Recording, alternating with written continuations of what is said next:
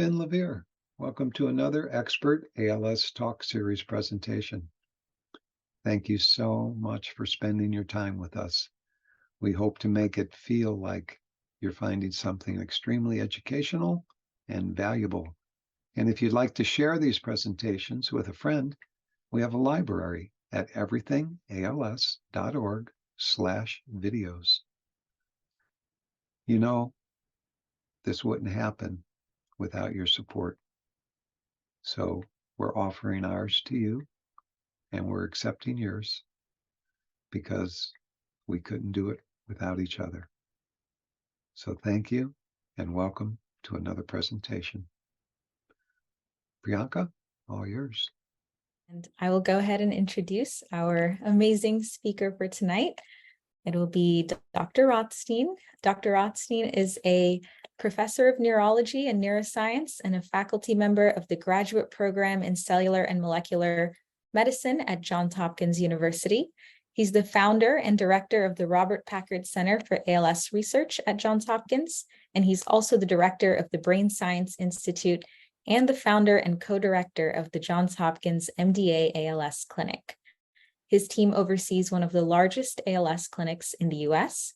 Dr. Rothstein's career has been highly focused on the identification of biological pathways that underlie and contribute to neurodegeneration in ALS and the development of model systems to identify, test, and validate therapies. Recently, he developed and founded the Answer ALS program, the world's largest, most comprehensive biological program to understand sporadic ALS and to be the starting point for personalized medicine approach to ALS. This program is tasked with longitudinal clinical data and at-home smartphone data collection and the generation of iPS neurons from each patient and their comprehensive biological analytics, leading to a data set of 6 billion biological and clinical data points per patient. His program shares this enormous data collection to academic and companies worldwide, and we are so happy to have him here tonight. Please join me in warmly welcoming our speaker, Dr. Rothstein. The floor is yours. Thanks so much. I'm glad to be with all of you this evening.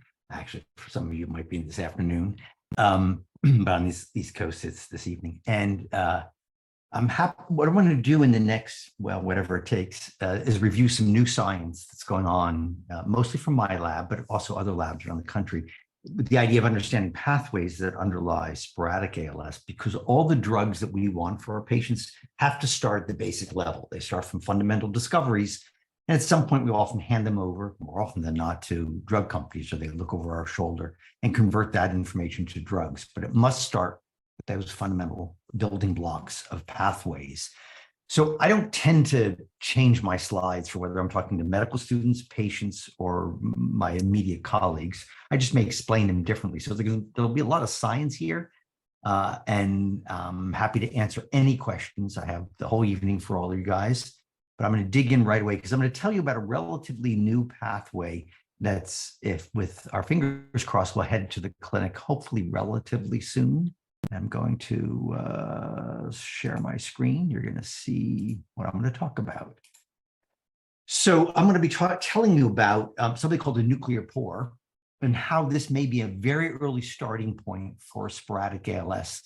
And somewhere during the course of the talk, and probably in the slide or so, I'll tell you that ALS, by the time we see patients, and I see patients every week, we're in the middle of multiple different pathways of biological events that underlie the disease. And when I speak of pathways, before I actually get into this, the way of thinking about this, I tend to use car analogies, is when you buy a car and maybe early on you have a fuel filter problem, eventually you can have multiple problems. Car gets rusty, the fuel filter, the injection devices, the cylinders, the spark plugs.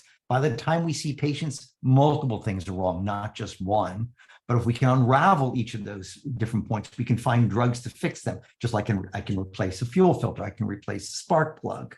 And what we don't know is when we see patients is what is the most dominant pathway and the most powerful drug for that pathway. We'll get into that as I talk a little bit more.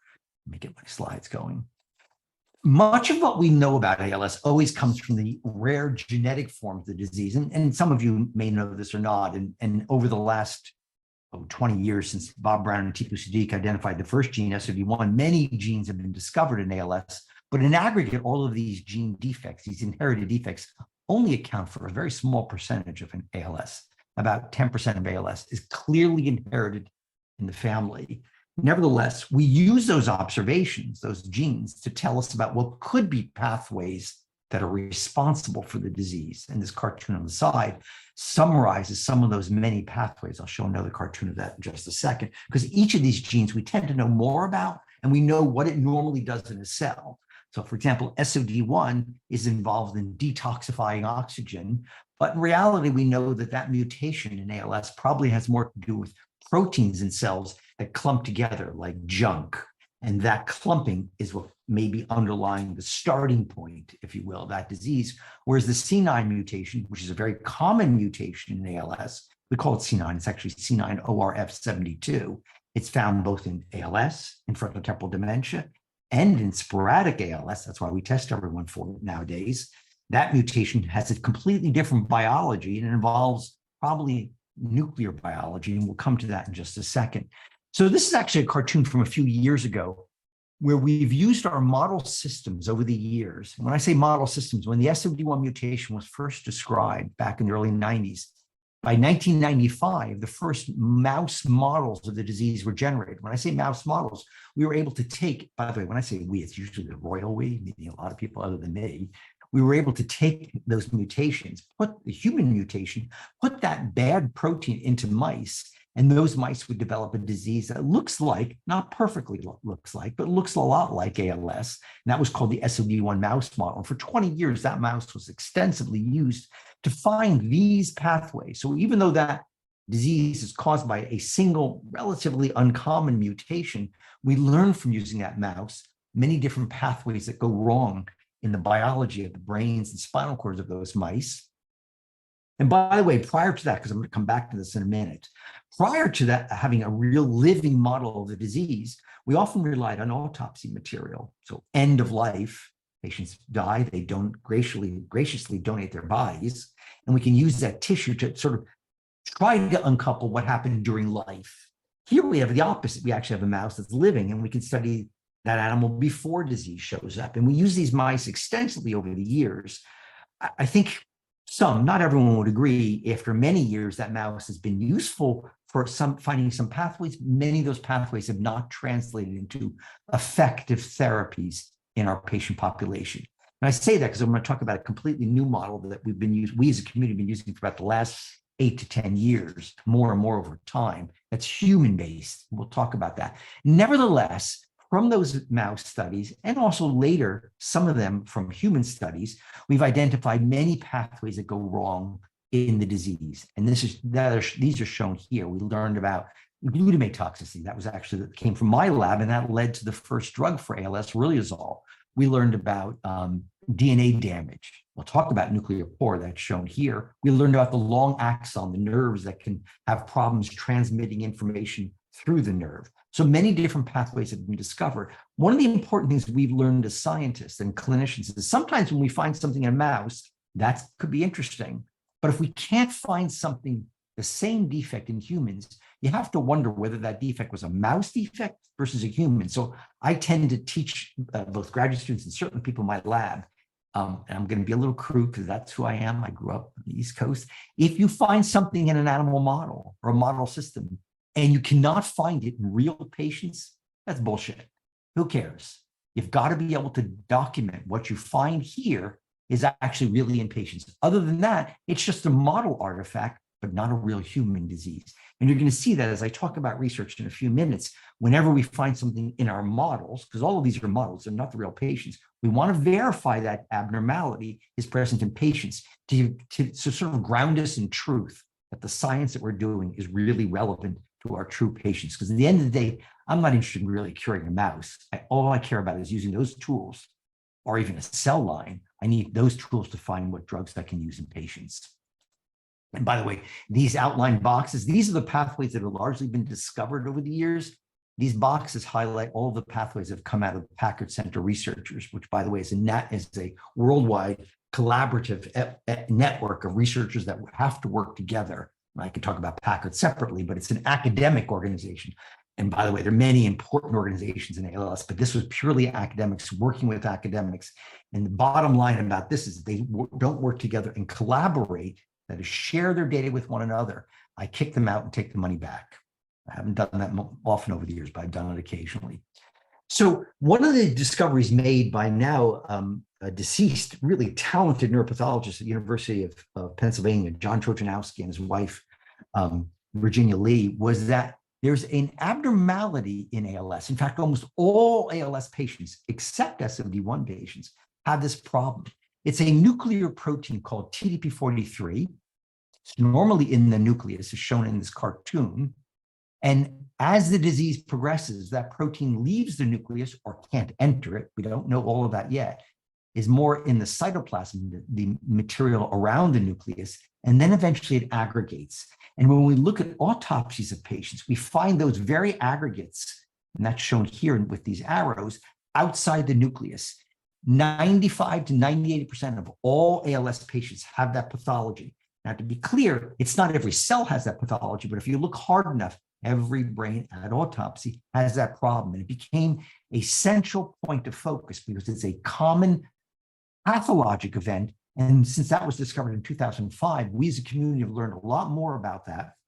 And I'm going to come back to that shortly, about how when that's not working properly, RNA metabolism, very core element of your cells and how your cells operate, is dysregulated. And I know one of our Hopkins graduate students just recently presented on biomarkers around TDP-43, and I'll come back to that in a little bit. This is a common biological event.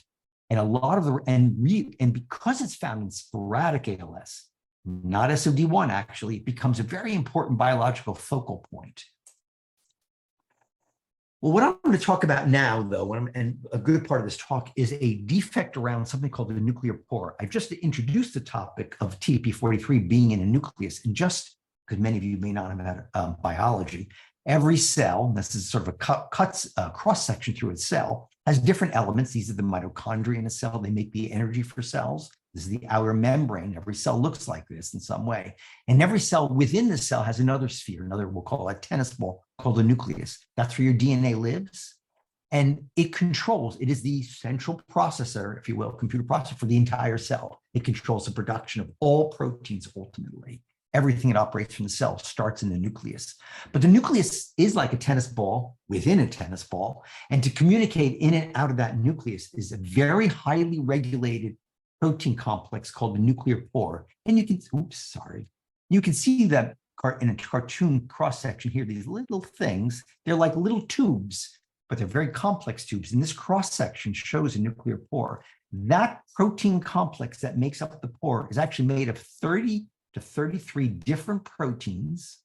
And in aggregate, all those proteins that make up these different elements of the pore, there's multiple rings that make it up. Some of those rings bind it to this nuclear membrane. Some control what comes through the core, if you will, the hollow of the pore. There are about 1,000 proteins that make up this complex. It's the biggest protein complex in your body. And interestingly enough, the proteins that make it up, and I'm going to show you now, this is a cross-section through that pore. You can see these many proteins. And these are we're looking at a cross-section. So there's a ring here. This is the other side of the ring. There's an inner ring. There's outer rings here on the inside of the nucleus, outside of the nucleus, and inside the nucleus.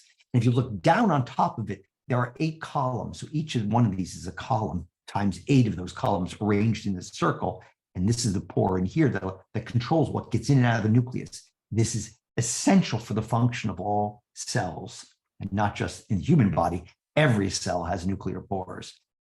How they're made up, what proteins make it up vary from cell to cell. Even within a cell, the composition can vary. But heart cells are different than brain cells. They're different than kidney cells. They have a different composition of those proteins, but it's an essential element. And it's not shown in the slide. There are known mutations, just like there are mutations of SOD1. You can have a mutation, for example, of one of these proteins called GLI1. When that protein is mutated, meaning you inherit a mutation, it causes a childhood motor neuron disease. Another one of these proteins, 155, it's in here somewhere here, when mutated, it causes heart problems. So very different biological outcomes of when that pore is not working properly or when it's mutated, but it's an essential element. And I'm showing the structure because we're going to talk a little bit more about it. Now, as an example, this is sort of an old cartoon I was able to download from the internet. This is, again, that nucleus, and those are the pores, and you're going to see sort of in a cartoon fashion how they work. They have a very clear structure. It looks something like a science fiction movie. By the way, this is working in every one of your cells right now. These little elements here called cytoplasmic filaments, they're picking up proteins in the cell, and they're going to bring them into the pore. The pore is not actually completely hollow. It's got a whole set of special proteins that act like a gel, like Jell-O, that control what gets in and out. And this is the inside of the nucleus. That's called the nuclear basket. In a minute, you're going to see a protein that's made by a cell within the cell being pulled into the nuclear pore. This really does look like some kind of horror movie thing. And just so you know, this is going on right now as you watch me in every cell. And without that process, cells would ultimately. So here's a protein being filtered into the nuclear pore, goes through it. You're now riding on that, and eventually gets thrown right inside the nucleus, kind of like a defecation step, as you'll see in a second.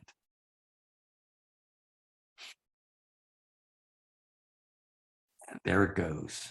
And just like things go into the nucleus, things can go out of the nucleus as well. So it's a very critical regulatory step. And I'm telling you this is background information because we're going to talk a lot about the pore in a minute. Now, to study this in a really crisp way and to study it in a way that reflects you as patients or me or anyone else, we don't rely on mouse studies anymore. We've moved now to real human cells. And by now, in some of your talks, you may have heard of these kinds of cells. They're called induced pluripotent cells. Way back in 2000, there was a big controversy about stem cells. These are stem cells. These are not made from eggs anymore. We can make them from your blood, from your skin. We can make them from any cell in your body. These tend to be today made from blood. A simple blood sample from patients can be reprogrammed, re-engineered into stem cells, and then again re-engineered into your spinal cord cells or your brain cells. It's essentially creating a biopsy, a living biopsy, because these are living cells of the nervous system. And everything I'm almost going to show you, almost everything will now be using real cells from patients. They're real motor neurons when we create them from iPS cells. And these are just some of those cells. So why am I telling you this? Because way back in, 2013, when we started studying, or 2011, 2013, when we started studying that new mutation called C9orf72, there was a real shift away from studying SOD1 to studying the biology of this protein and this mutation. And the real reason was, one, it's really common, far more common than SOD1. And it's common not just in ALS, it's common in the second most common form of dementia called frontotemporal dementia. So a very common mutation. And then lastly, if you keep adding the word common, it's not just found in families, it's 40% of all families with ALS have this mutation, but up to 10% of patients with no family history whatsoever have this mutation as well. This is why today, every patient we see in our clinic and most academic clinics are tested for this gene. Well, actually having this mutation, we were fortunate in that we actually already had iPS cells from our patients. And when we began to study them to say, what is this mutation doing? We learned, and this is a busy slide, but we learned that what was happening was that the machinery to allow transport through the nuclear pore was defective in patients with C9. We didn't know much about what the C9 mutation was doing, but we learned that very early in the life of that mutation, it was damaging the energy steps to move proteins in and out of cells through the nuclear pore, a protein complex called RAN-GAP. And you can see here in, we'll call it my brain cells, this protein looks normal. But in ALS spinal neurons, it was all aggregated. That's a model system. These are the iPS cells. Again, these are spinal neurons from our patients or derived from this model system. But again, I told you, if we find something in a model, we want to make sure we can find it in patients. So in real autopsy patients, we see these same kind of aggregates from brain tissue. So what we see in a model, we see in tissue. Now, next, an important lesson also that I try to teach my postdocs and students is that this is pathology. Pathology is an important step, but it does not prove a biological defect. It's not a function. If you see, again, I'm going to use the car analogy. If you see a car with got a rust spot That doesn't mean the car doesn't work okay. Car may work fine. And is this the equivalent of a rust spot? It's just pathology, but it's not defects. And I call that pathophysiology. And if you find pathology without a real biological defect, I call that pathobabble. Pathologist saying, I think this is something important, when in fact, it may be just junk and it has no effect on the cell. So to prove that in our original studies way back in 2015, we showed that because of this defect, this transport moving in and out of neurons was defective. And that's what these graphs show, that the transport was much slower because of this defect. And if we fix the defect, we could completely repair the defect in this biopsy of patients. And that gave us our first clue that nuclear transport, the function of nuclear transport, the after transport process, was defective in C9 patients, at least in this biopsy, but also in their brains. So we linked the two together. And that observation was completely new in teaching us that this could be a new pathway. What happens in science, this is very important. If someone, and you're going to read sometimes, you'll read about discovery, someone made a new discovery. That's great, that's exciting, but you know what? You need 10 other people or 5 other people to say, I find it also. Replication in science is critical to prove relevancy. And so after we published our results, multiple other labs also in different systems could show the same defect in C9. That taught us it's real. It really is a defect that could be accounting for disease. That's an important point. Everyone in science, and this is the reality of science, we want everyone to share.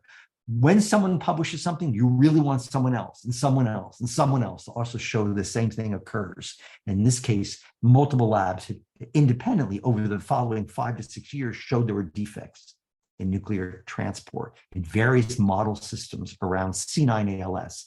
It led our lab to actually explore other diseases potentially related to nuclear pore defects. And I'm not going to talk about them, but we know in a subset of Alzheimer's patients, they have a defect in nuclear pores, different than ALS, and so do other neurodegenerative diseases, but different. Oops, let me go forward now. So now that we knew that there was sort of this gross defect, we needed to dig in deeper. I showed you that really crisp example of how the nuclear pores are all over the surface of the cells. And we needed to use some very specialized technology to actually really look at those pores, because those pictures I showed you before are still very general. And I had and still have a very talented postdoc who's now faculty, Dr. Coyne, and then others in the lab who use a very special imaging technique. So if you try to look at nuclear pores, they're really hard to see with regular microscopes. And this is an example. This is the nucleus. That's the membrane nucleus. And those really fuzzy spots, those are the nuclear pores. But with specialized imaging, you can actually see each individual nuclear pore and then eventually the proteins that make it up. In fact, today, we've looked at well over 3 million nuclear pores in our various ALS patient series. So that gives you a sense of how deep the data sets are. So now we're actually going to look at that. So we went back to C9 and said, well, what's really wrong? What's wrong? It's functionally not working. And what you're looking at here, these are individual neuronal, so spinal cord nuclei, and those individual dots are the nuclear pores. And although they all look green here, the top of these columns say, well, in this case, the green is because one of the nuclear pore proteins is being stained, TPR. And these tend to tell you where it is in the nuclear pore, NUG62. POM121 is one of the pore proteins that binds the nuclear pore to the nuclear membrane. So that those little pores all along the tennis ball, they have to be bound to the surface of the tennis ball. POM does that. And you can see initially in C9 ALS, they're really missing. In fact, we studied, of those 30, we studied 23 of the 30 nuclear pore proteins that make up a nuclear pore. 8 of them were reliably defective. So you can see there's a loss here. And we also looked at sporadic ALS, and you can see if you compare this to this, there's a real loss. There's a 50% loss of the proteins that make up the pore. The total number of pores are there, but remember, that's a big complex. They're missing pieces. Think of it as a jigsaw puzzle, missing pieces, but the whole puzzle's still there. And of course, not shown here for the sake of time, I'm doing this fast. The function of those pores was abnormal also. So it wasn't just that the anatomy is abnormal, the function's abnormal as well. That was that model system, but what about real patients' brains? If we isolate those nuclei and look at real nuclei from patients' brains, is that abnormal also?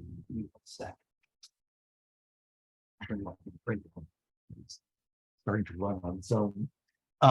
Makes a lot of noise. So you can see here that when we looked at spinal cord from C9 patients, just like in the model system, the real spinal cord from autopsy, it's missing those nuclear pores. Motor cortex, the other area of the brain that changes in ALS, missing those proteins. But parts of the brain that have no disease whatsoever in ALS, ever, for example, the back of the brain, the visual cortex, everything was normal. And that tells us our model system appears to be matching what we really see in patients.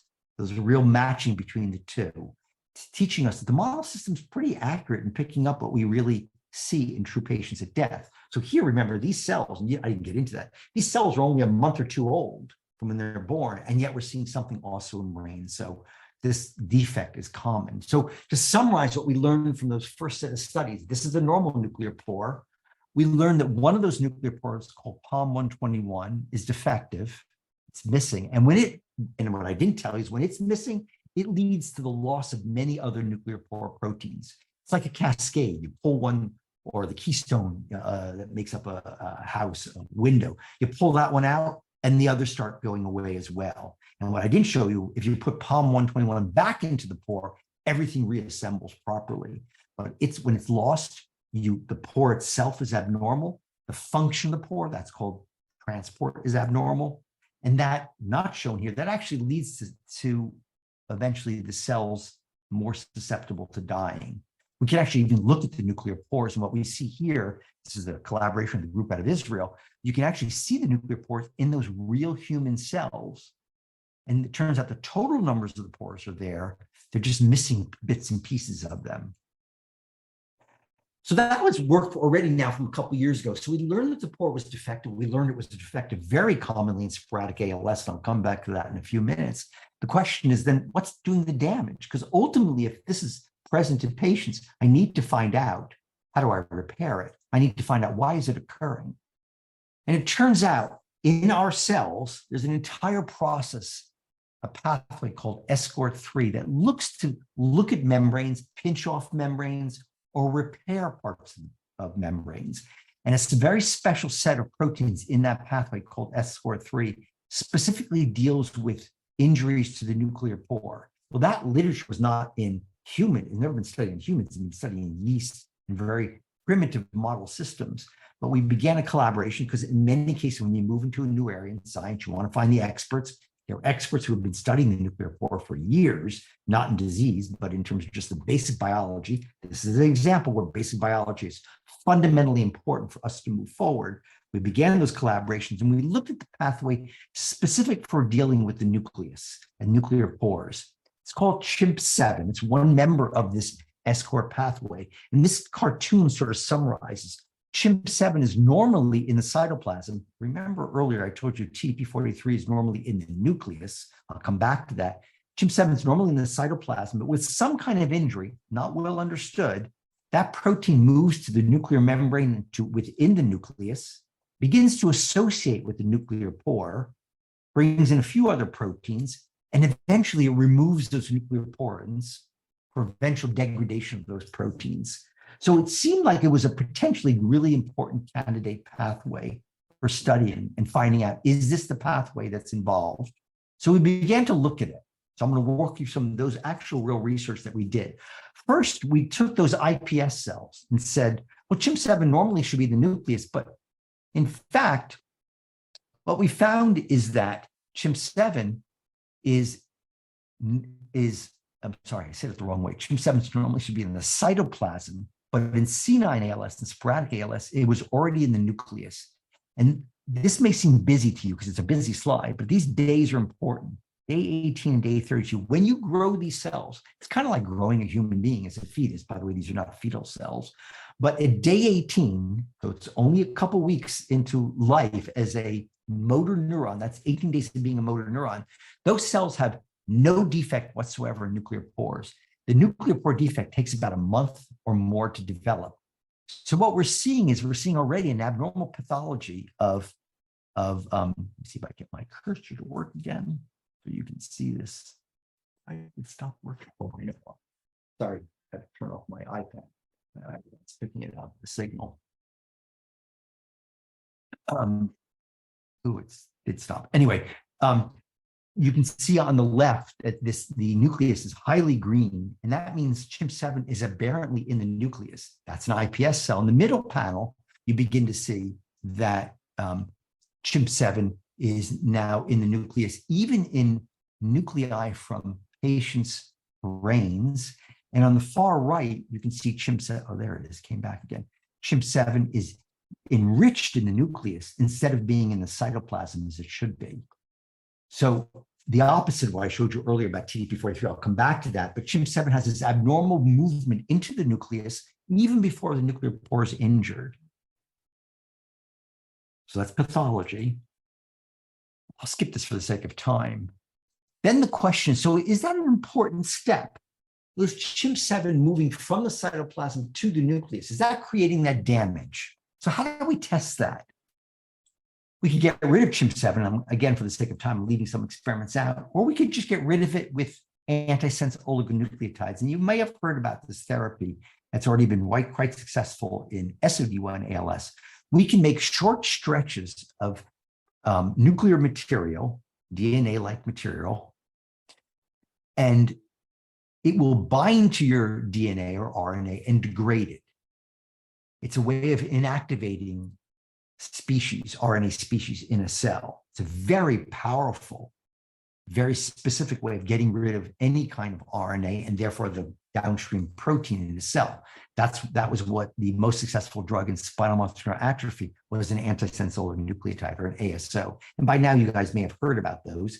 It's been used in the SOD1 trial. That was the FDA approval of an antisense oligonucleotide degrading SOD1. We worked both with our own lab and with the biotech company, Ionis Pharmaceuticals, to develop an ASO for CHIMP7. Could we get rid of it? So first we had to find out, could we get rid of it? So this is, it's called a Western blot, but this black band, that's CHIMP7 in normal cells. This is the loss of that band because of these antisense oligonucleotides, and the numbers refer to different doses, more and more and more of it. And we can completely wipe out CHIMP7 in a test line to see, is the antisense, is the drug working the way it should work? I'll skip the other two elements of the slide. So this is a really critical experiment. Here we've taken control IPS cells, control spinal neurons. They have normal amounts of NUP and POM. And we looked at C9 or sporadic ALS. And here you can see it's really missing. That's what happens in the disease. It's missing those nuclear pore proteins. And now we treat with CHIMP7 ASO. We lowered CHIMP7, it goes from here to here. We lower it certainly in the nucleus of our disease cells, C9 and sporadic. It's almost missing completely. And when we treat, and by the way, when we treat the cells, we treat them when they already have this defect that I show here. Just like when we treat patients, we don't treat them before they have disease. We treat them when they have disease. We can do the same thing in these systems. These cells have disease. They're missing nuclear porins. We treat with the antisense to CHIMP7. We get rid of CHIMP7, if you will, and we completely repair the nuclear pore. This teaches us that the nuclear pore defect is downstream. It follows this defect in CHIMP7. So is that important? Let's come full circle now back to TP43. TP43, I told you before, is normally nuclear. We don't really know why it leaves the nucleus or doesn't get into it properly, and then it aggregates. One of the things we know when that occurs, that's pathology, but we know when it's no longer in the nucleus, we can measure a whole series of mishandled RNA species in a cell, that they're not processed properly. And we can do that artificially. This is work by my colleague, Don Cleveland, and separately by Kevin Egan, where they took a regular human cell and they artificially got rid of TDP43. They did this artificially. They cleared it from the nucleus. They completely removed it. And they said, how is the cell abnormal? And these blue circles are all kinds of genes that are dysregulated. They're abnormally low. And these are genes that are abnormally turned up. So it's a footprint of defects in TP43. And this is important because some of you may know Curalis, the drug company, is trying to fix just this one. They're trying to repair statin because this is the one that's most changed. Doesn't mean it's the most important one, to be honest. It's the most changed. For all we know, this one could be far more important to a cell. but they're repairing one. That's great, but they're not repairing all of this.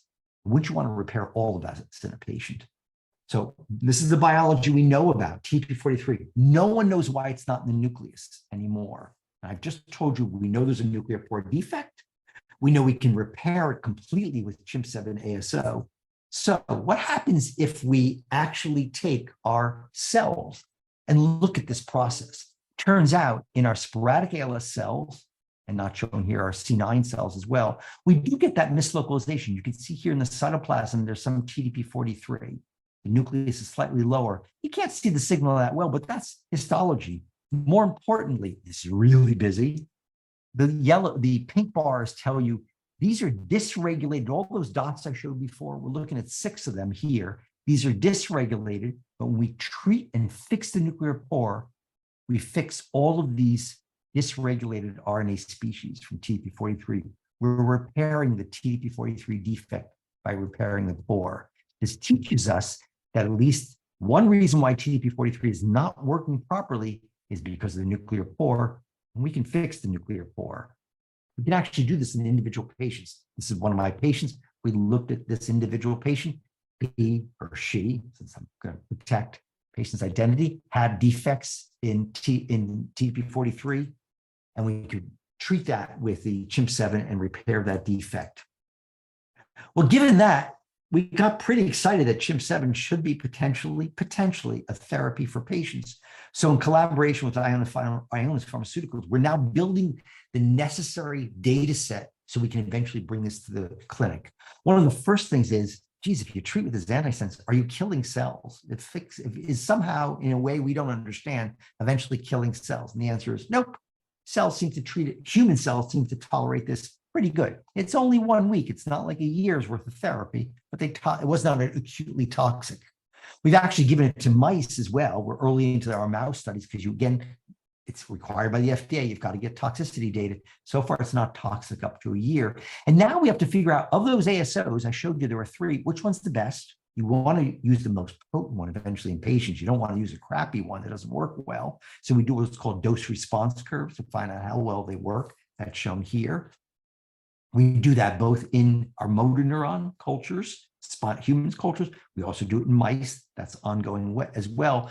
But because we don't really know, there's not much known about CHIM7 pathways, we're looking at a whole list of other pathways to make sure that when we treat human cells, that we're not disturbing all different pathways in human cells. And these are studies well underway now. These are necessary studies before we can bring this new drug, because it's a completely new drug, never in man or woman before we can bring it to the clinic. And we're doing that now and sharing that data with Ionis.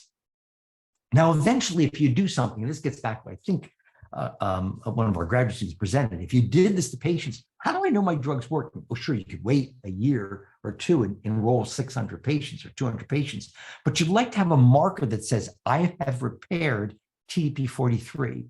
And Phil Wong at Johns Hopkins and separately Michael Ward at NIH have begun to develop assays where in the cerebral spinal fluid from a spinal tap, we can measure some of those aberrant RNA species.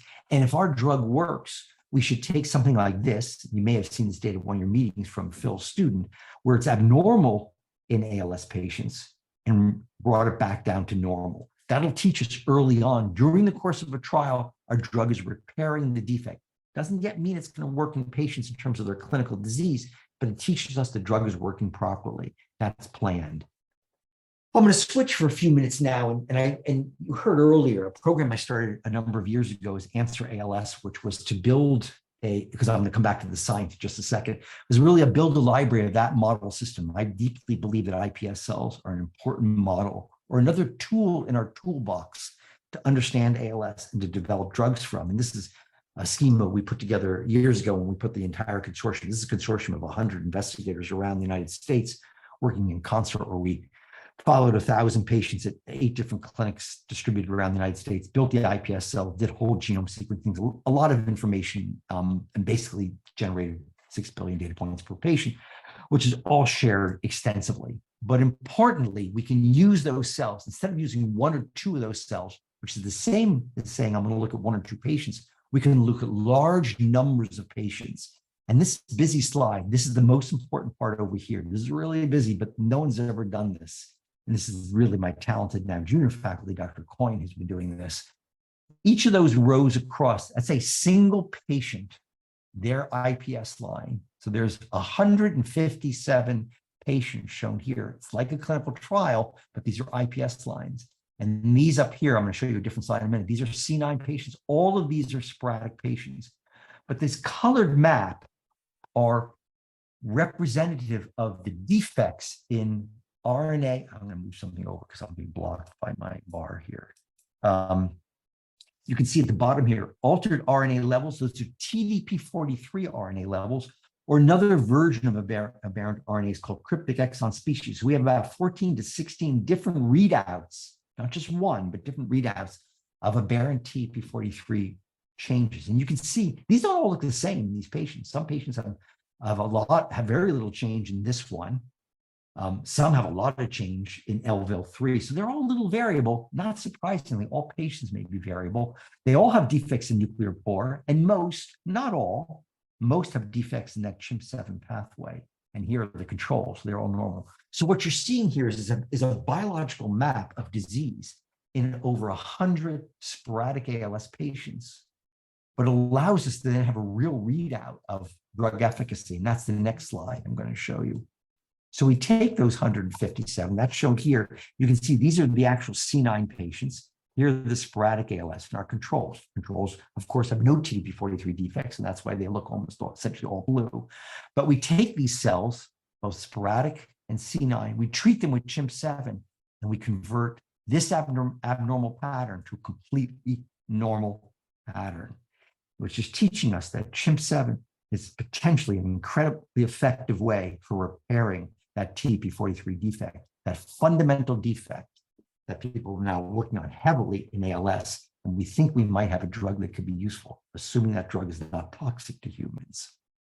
One of the other interesting things is we can, just like in a human, we can watch this evolve. So those IPS cells, we can study them at different time points. So when they're really, really young, when there's no nuclear pore defect, they look like controls. They develop that nuclear pore defect, they get some defects in TDP43 injury, and that worsens over time as this becomes more maroonish. So we can see the evolution, just like we might see that in real patients, depending on the stage of disease. We don't know that yet. And then lastly, and really cool, is that if we were fortunate in a very small number of patients where we had their IPS cells, we actually also have their autopsy. And we could then compare how well does that IPS cell, that primitive system, one might argue, compared to the real brain when someone's passed away. It matches beautifully. These dots, I'm not going to digest them for you, but basically the dots of a brain and IPS all overlap. Those that should be elevated are elevated in brain and IPS cells, those are low. It teaches us this model system really matches the true patients. It is the equivalent of precision medicine, matching a model system to a patient. That's pretty exciting. So we now know that we have a model system. We've defined at least one pathway that's treatable, and then we know there's a defect in nuclear pores. We know we can repair that with CHIM7, and we should be able to move that forward to the clinic. And a lot of this is dependent upon having that huge collection that came from the Answer ALS program, where we're able to really have a sampling of patients with all different clinical courses, and allows us to model the disease and maybe one day test drugs in those IPS cells or not. Maybe we don't need to use the IPS cells to go forward, but it's certainly providing the tool to find drugs for sporadic. I should point out that the Answer ALS data now is being shared with hundreds upon hundreds of researchers who are already using that to identify potential pathways or biological defects that occur in sporadic and familial forms of ALS. It's been shared, and projects are really now worldwide based on this tool. And that was the whole point of building a tool like this, and for patients willing to share their blood and their genetic information, that the world research community, not just ALS researchers, but all research community, will be able to use this to help identify pathways and future drugs for patients. So to summarize, we've been able to identify this defect as a core defect in sporadic ALS. We think it implicates a pathway for why TDP43 is abnormal, which gives us insight into why that occurs, and most importantly, a pathway that we can treat for ALS. I should point out and I don't have the time to go into it. This is the same pathway that's defective in frontotemporal dementia. So we have a duality of therapeutic approaches, not just for ALS, but for FTD as well, and maybe for Alzheimer's, because late onset Alzheimer's disease often has a defect in TDP-43 as well. I think I'll skip this. It'll come up maybe under questions about why this really occurs. So I try to give you this overview in a relatively quick period of time. And of course, everything I ever showed you is a true collaborative network. Many of these people come from both industry, the Ionis team, the group that's been working on the Answer ALS team, and a large group of people that have been important for studying nuclear pore biology. And my ex-postdoc now has her own lab, who's been instrumental in moving this forward as well. And all of us, most of us at least, I think all of us in academics rely on a patchwork, a mosaic of funding. Of course, most of my funding comes from NIH. That's typical, but the Department of Defense, Muscular Dystrophy, ALSA, multiple different groups all contribute to making our research move forward. And I think I'm going to stop and take questions. All right, thank you so much. We can go ahead and start with questions. So our first question was, in data not showing up in human models as it does in mice, aren't we all in danger of using a universal standard that can't be used in ALS? Wait a minute, say it again. Are you implying that mouse is the universal standard or the tissue models are the universal standard? Sorry, I didn't get that. Sure, I'll repeat the Hold on. Oh, hold on. Now I'm reading it by, I know this gentleman. And when you say BS, East Coast too, and data not showing up in human models as it does in mice, are we using it? I don't know. All I know is we have to move to new. So I'll give it another way of saying it for you. I've used mouse models. Mouse models were originally built by my colleagues at Johns Hopkins. So I've used them for years. Clearly, they're not translating to patients properly. Another model system might not as well, but I would be foolish to spend the remaining years I have on this planet using a model system that's not worked for the last 20 years. You have to then move to new systems to try them out. Will they be perfect? Don't know. That's why we line up the facts. That's why it was very important. I hinted at the fact that mouse pathology does not match always human. So if I'm going to use a new model system, it's very important early on that I try to match human and mouse. Still may not be predictive of all patients, but I believe it's one step better. It's not a whole animal. So ultimately, when you study a new drug, and I'm getting to drug studies, you still often need to go in vivo. It has to do with how a drug's handled. How a drug's handled and metabolized can't be studied in cultures. It has to be studied in living organisms. And that we still rely on mice. But some of these models, so for example, if I try to make this, I'll give you an example, this defect in nuclear pores, if I try to make a mouse have a nuclear pore defect, the mouse can't tolerate human proteins. And if I try to put human proteins into a mouse, it's called humanizing a mouse. You can do that with some proteins. Nuclear pore proteins, absolutely not. The animals die. They need their own, they can't use human. Perfect. Next question is, at what stage do you first begin to see the TDP-43 gene that aggregates to a destructive level in mice? So there is no mouse that naturally has a TDP-43 defect. There are artificial models that prevent TDP-43 from getting into the nucleus and therefore aggregating, but no mouse model has native TDP-43. This is only the human models have this defect in TDP-43 metabolism. Next question. Thank you. Yes, with the AMLEX trial having a negative impact in Europe, should Relyvrio be removed from the market, or what are your opinions? Ooh, that's a loaded question. So one, I don't know what the results of the European trial are. Maybe you guys do. I don't. Okay, a couple things. If it fails in Europe at 1 year, it will not be a drug available in Europe. That's a given because the European FDA equivalent, my understanding, requires a year trial. If it fails in Europe, so, and I may get this wrong, but I think I don't. When the phase 3 trial was carried out, it was going to be a year in the US and a year in Europe, sort of matched big data sets. In the course, at some point over time, the AMLEX team decided, you know what, we're only going to do 6 months in the United States, which allows them to potentially replicate what they did in their original phase 2, but does not allow them to have the power to get to a 1-year trial, which is going to create a potential problem. If it replicates in the US alone, at 6 months, that'll give them 2 trials that replicated at 6 months. That's good.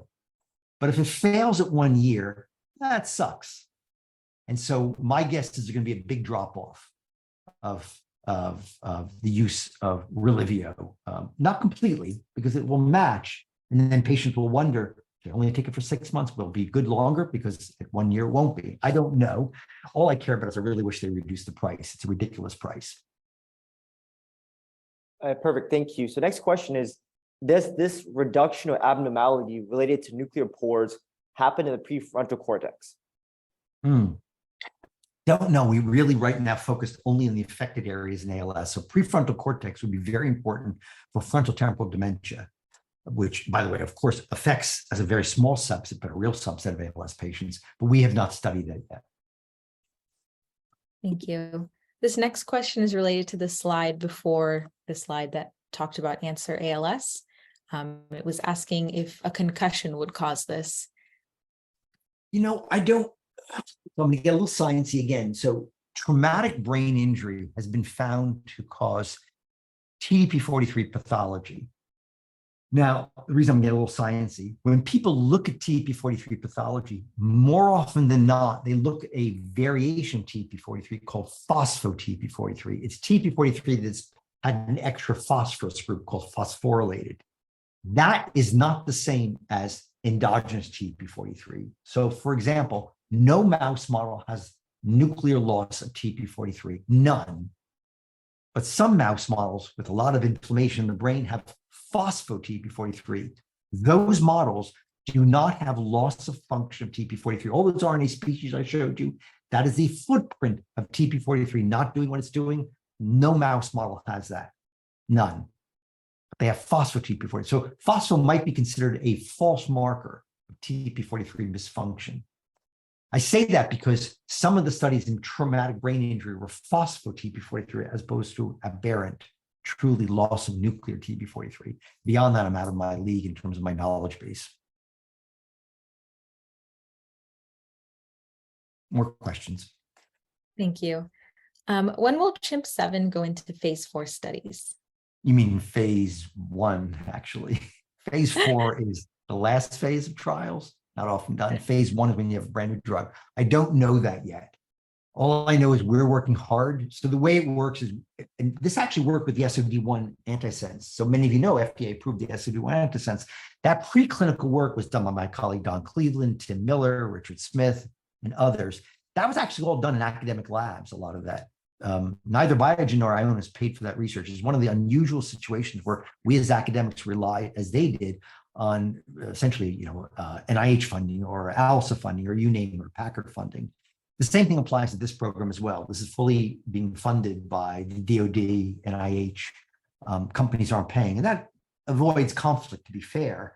To be fair, also it tends to be a little slower when we do it than when companies do it, but I don't control that. So right now we're doing that lead-in work, and eventually we'll hand it over to Ionis if they remain interested and the data looks non-toxic.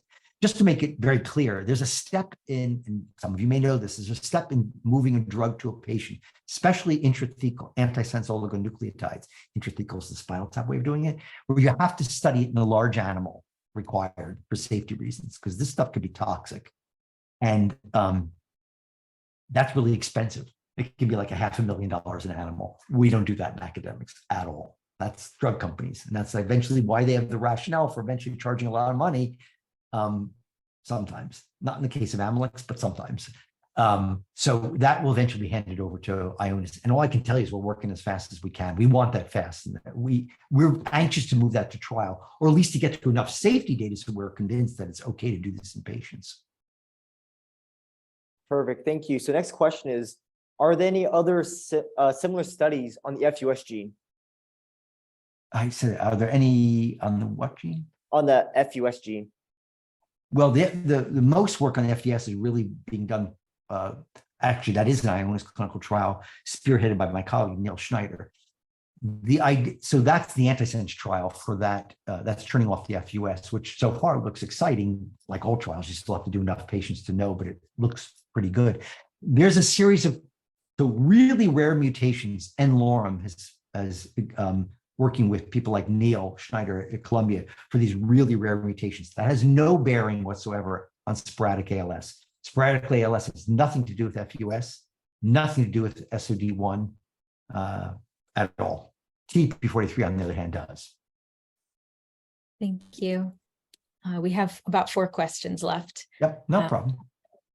And what do you think about fixing CHIMP7 and adding an anti-inflammatory? Yeah, so it's a good question. That is combining drugs. I think most of us definitely think that's what has to happen. Look, we're doing it right now. We have riluzole and Darvo and Radicava and Relivio. How good they work in combination, no one knows. Keep in mind, almost every trial always includes riluzole. So we already know that's a combination. Do I think we're going to have combinations? Absolutely. Because that, if you remember that cartoon of all the pathways, when I see a patient, no matter how important nuclear pores might be, by the time I see a patient, there are other pathways active. And this is what I also teach the students. What I don't know is, so how important is inflammation? And many of you know right now, there's a lot of anti-inflammatory drugs. But you may not know, they're also all failing. They may not all fail. The 1990s was riddled with anti-inflammatory drugs. That was the most common drug trial. We did methotrexate, total lymphoid irradiation, steroids, IVIG. So we had a whole long list. Obviously, they didn't work, or I'd be using them as a neuromuscular specialist. We now have more modern versions, and we'll have to see if they're working. So far, the complement drugs have all failed. And we'll just have to see how they play out, because what we don't know, this gets back to a fundamental gap in our knowledge. When I see a patient, regardless of whatever they look like in terms of their clinical presentation, bulbar limb, how much of their disease is due to inflammation when I see them? Is inflammation the last 2 weeks of life? We see it at autopsy. We don't have a marker when we see a patient that says, oh my God, look, you've got a ton of inflammation. We can do that in blood for people who have inflammatory diseases, but blood does not well reflect what happens in the brain. So we actually don't see those inflammatory markers. That doesn't mean it's not occurring, or there isn't a part of the pathway, interferons or something. And so when we see patients, we can't meter that out, unlike diseases of the periphery, heart, lung, kidneys, where we have a much better index. So we just throw these drugs at patients. And when companies come to us, because I chair the advisory board for Niels, we ask them to really develop those markers. So when you see a patient, maybe you should choose patients that have evidence of inflammation. Right now, they choose everyone. And it could be that there could be patients who benefit, but they fail because maybe only 1 out of 10 had inflammation, and we missed that signal. We don't know, but I do believe in the end, we're going to be using multiple drugs in combination, because by the time we see patients, there are multiple pathways that are active. Perfect. Thank you very much. So next question is, when you say it's able to be repaired, does that mean that lost motion can be regained or reversed? Good question. We think it can be reversed because the CHIMP pathway is in some way, and my colleagues are actually looking at how are the nuclear pores removed, but by getting rid of CHIMP7, the proteins are being reinserted into the membrane. So we're pretty sure it can be repaired. I actually left out one of the really intriguing parts of the biology of the nuclear pore. All the proteins in your body have a half-life, just like when you buy, I don't know, flank steak, it only lives for so long and it degrades, or eggs. The proteins in your body, most have half-lives measured in a few hours to a few days. And then a new protein has to replace it. That's why we're always making new proteins. But your nuclear pore proteins, their half-lives, how long that protein lives, is measured in years. And maybe one of the reasons why this is an early event, a core event in ALS, because it takes years to see disease. Maybe you have to slowly lose some of those proteins, and it takes a long time before they're replaced or repaired. We don't really know. Thank you. 2 more questions. Yep. How does the cell loss of ALS relate to lysine cell loss, and can ALS be treated the same way? No.